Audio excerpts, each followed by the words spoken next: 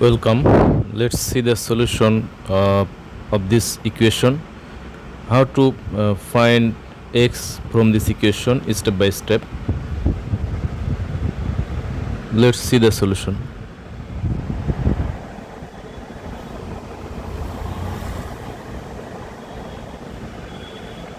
Square root of x to the power minus 1 into x minus 4 equals 0. Then 1 by x square root into x equal 4. Now from this remain x square root of x and square whole square by square root of x equal 4. Vanishing square root x, its remain square root x equal 4.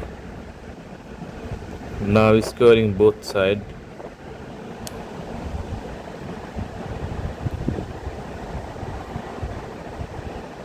Its remain x equal 16.